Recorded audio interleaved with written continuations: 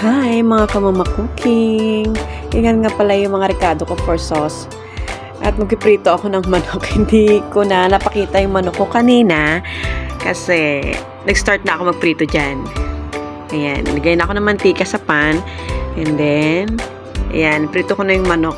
Ang gagawin ko nga palang sauce is filet sauce ng McDo. Kasi pag nag-order kami ng chicken filet sa McDo, sabi ko nga lang, sarap na ito. So, sabi ko sa mga anak ko, try natin kung ano yung mga dapat na rekado na ilalagay sa sauce ng filet sauce. And then, ayan, nag-start na ako magprito. Then, nagtingin-tingin lang din ako sa YouTube kung paano gawin. Ayan. Ito nga pala ay request ng aking pamangkin na si Kevin. Shout out sa'yo, Kevin.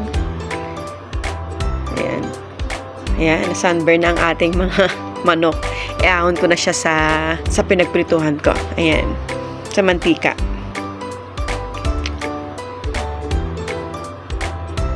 Literal na prito lang siya, mga kamama cooking, na kinakain natin. Iibahin ko lang siya ng luto. Lalagyan ko siya ng filet sauce.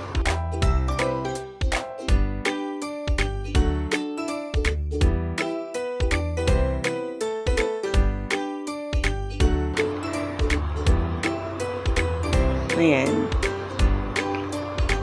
Pinakita ko pa yung manok.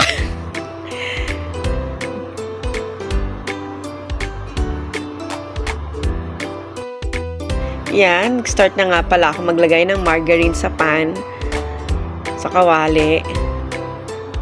At mahina lang yung apoy ko dyan, mga kamama cooking. Ayan. Kaya kung napapansin nyo, matagal matunaw yung margarine nilagay ko. So, tutunawin ko siya. Ako na mismo magtutunaw. Kasi mahina lang apoy.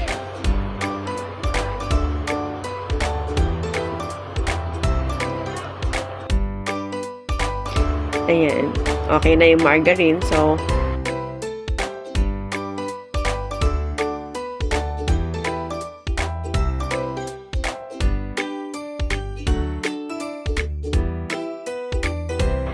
ayan, kung napapansin nyo mga kamama cooking, bawang lang ang meron ako. Bawang lang po yun. Wala pong sibuyas. Kasi gabi na po kasi wala na kayong mahanap sa palengke. Sa mga market, nalalayo po kasi.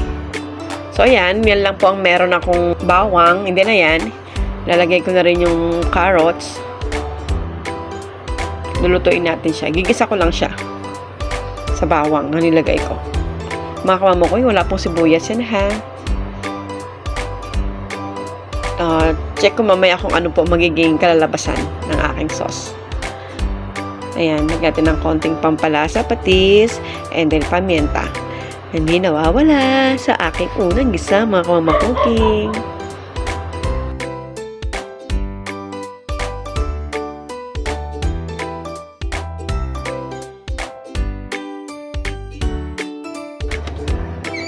Yan, gisa-gisa.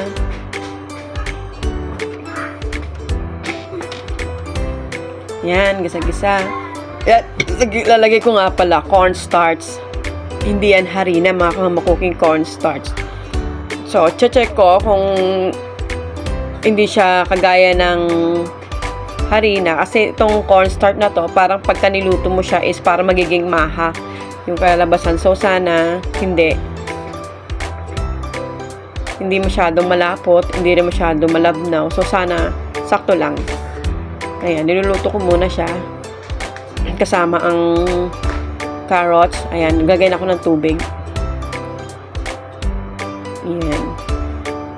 So, check ko yung ano niya, yung texture niya. Kung, ayan, malapot-lapot pa siya. So, 2 cups of water nilagay ko dyan. Yung cornstarch nilagay ko is parang kalahati lang po yun ng nasa plastic. Pero hindi ko siya nilahat.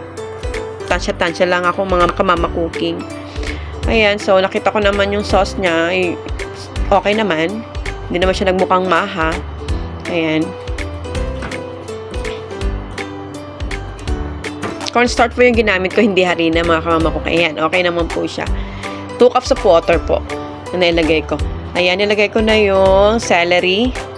Optional lang po, but nilagay po ako ng celery para mabango-bango naman po yung sauce namin.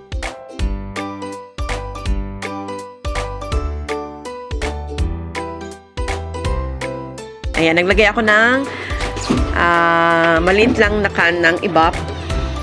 Mga kamama cooking. And then, ayan, nilagay ko na rin yung Nestle cream. Ayan.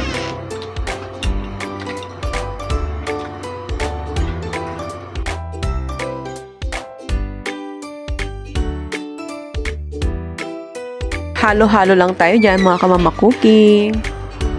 Yan.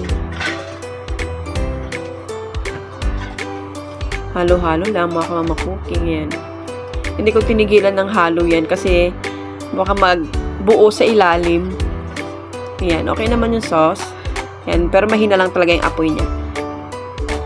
Then, lagay tayo ng konting pampalasa, asin. Konting asin, hindi ko inubos yung nasa kutsara na, ayan, tsaka may nilagay akong pampalasa ulit. Secret recipe, mga kamama cooking.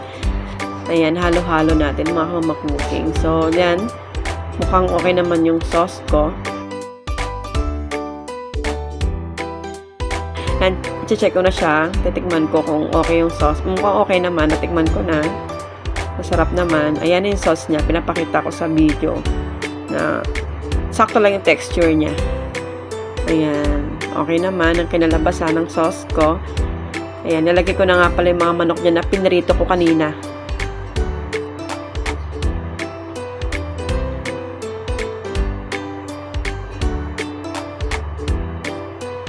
Ayan.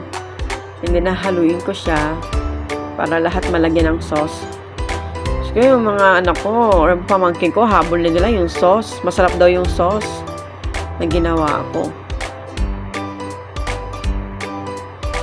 Filet sauce ala McDo. Ayan. Ayan, mga kamama cooking. Goods na. So, ayan, mga kamama cooking. Ang aking fried chicken with filet sauce. Yes, thank you.